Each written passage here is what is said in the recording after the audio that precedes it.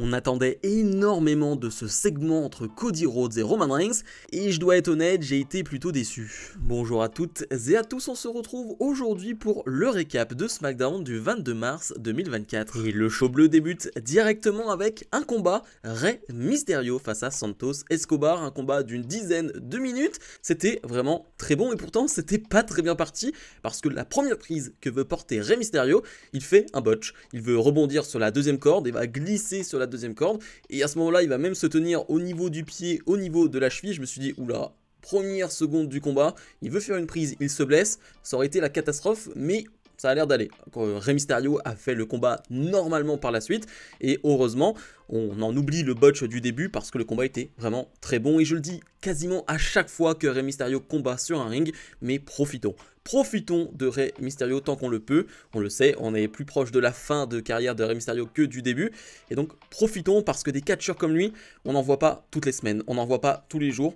Même encore aujourd'hui, ce qu'il est capable de faire sur un ring, c'est assez fou. Et c'est lui qui va mener la danse face à Santos Escobar. C'est même lui qui domine 80% du combat. Santos Escobar ne fait pas énormément de choses, mais ça va se jouer à l'extérieur du ring avec un homme masqué qui va s'en prendre à Rey Mysterio, ce qui va donner l'avantage à Santos Escobar, qui va remporter ce combat.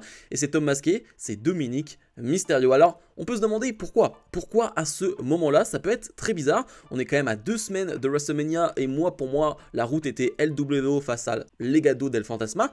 Mais est-ce qu'on n'y rajouterait pas un Dominic Mysterio dans cette histoire ?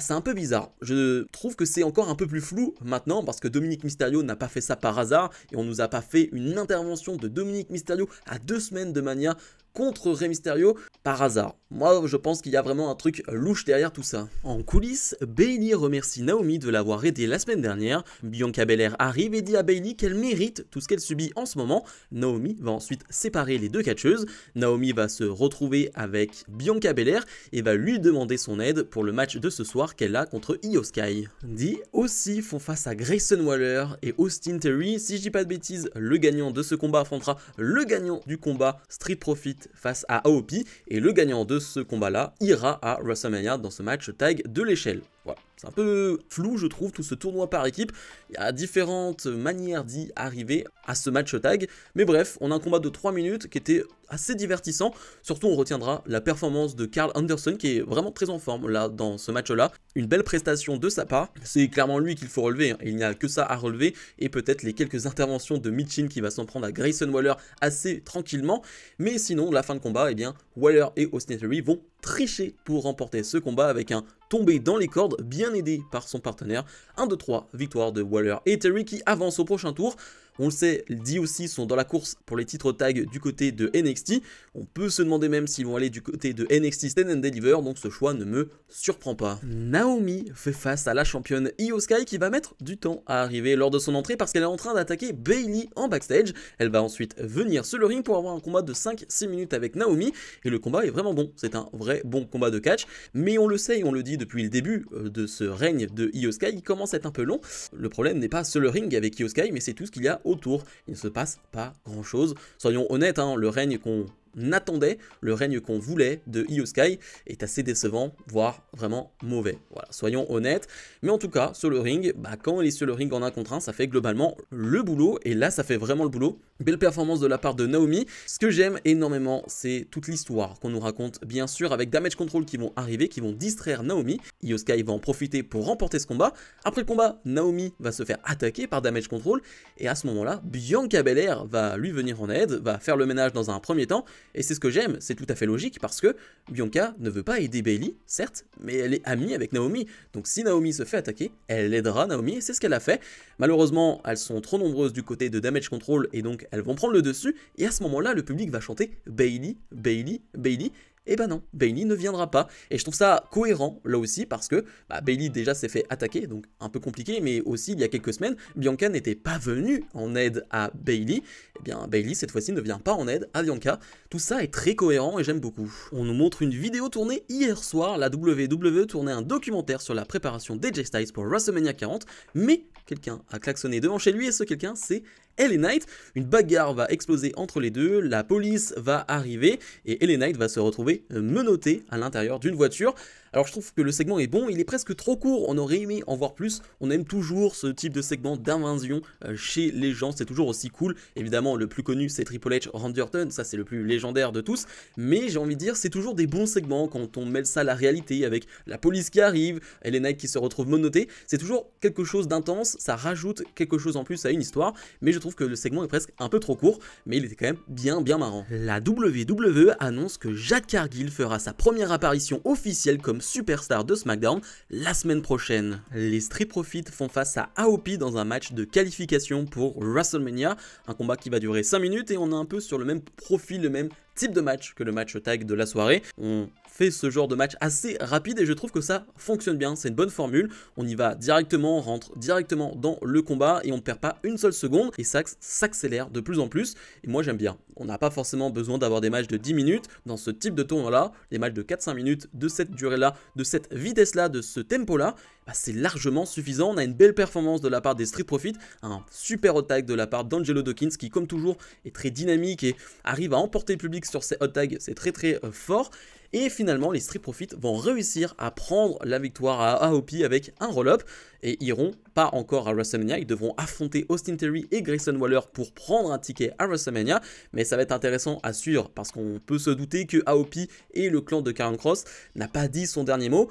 Il y a la rumeur de clairement ce match entre le clan de Bobby et le clan de Karrion lors de WrestleMania. Donc je ne serais pas étonné que le clan de Karrion Kross fasse une intervention lors de ce dernier match de qualification. Roman Reigns fait son entrée avec Paul Heyman. Sur le ring, il nous dit être un homme de parole. C'est le seul de la Bloodline à être là ce soir, à part Paul Heyman, mais il ne va rien faire.